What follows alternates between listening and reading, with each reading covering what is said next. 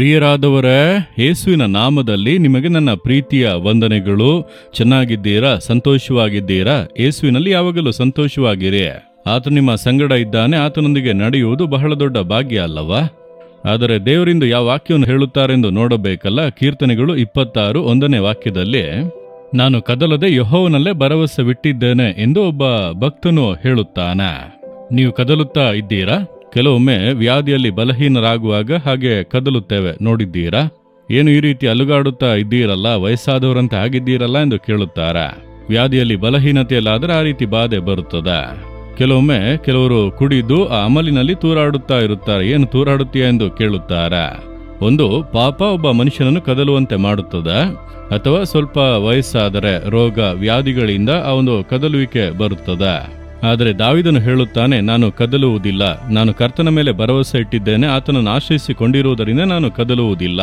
ಆತನ ನಂಬಿ ಆತನನ್ನೇ ಆಶ್ರಯಿಸಿಕೊಂಡರೆ ಪಾಪದ ಬಾಧೆಗಳು ನಮ್ಮ ಜೀವಿತದಲ್ಲಿ ಇರುವುದಿಲ್ಲ, ಪಾಪ ಬರುವುದಿಲ್ಲ. ನಾವು ಕರ್ತನನ್ನು ಆಶ್ರಯಿಸಿಕೊಂಡು ನಿಂತರೆ ಆತ ನಮಗೆ ಬಲವಾಗಿ ಇರುತ್ತಾನೆ. ನಾವು ವೃದ್ಧಾಪ್ಯದಲ್ಲೂ ಎಲೆ ಉದುರದೆ ಫಲ ಕೊಡುವಂತ ಮರಗಳಂತೆ ಇರುತ್ತೇವೆ. ಒಳ್ಳೆ ಒಂದು ಆರೋಗ್ಯ ಬಲ ನಮ್ಮ ಶರೀರದಲ್ಲಿ ಇರುತ್ತದೆ. ಆಗ ನಾವು ಕದಲುವುದಿಲ್ಲ. ಹೊಸ ಬಲವನ್ನು ದೇವರು ನಮಗೆ ಕೊಡುತ್ತಾರೆ. ಹದ್ದಿಗೆ ಬರುವಂತೆ ಯೌವನವು ತಿರುಗಿ ಬರುತ್ತದೆ. ಅದಕ್ಕಾಗಿ ನೀವು ಕರ್ತನಿಗೆ ಕಾದಿರಬೇಕು, ಆತನನ್ನು ನಂಬಬೇಕು. ಸತ್ಯವೇದವನ್ನು ಧ್ಯಾನಿಸಿ ಕರ್ತನಲ್ಲಿ ಬಲಗೊಳ್ಳುತ್ತಾ ಇರುವುದಾದರೆ ನೀವು ಕದಲುವುದೇ ಇಲ್ಲ.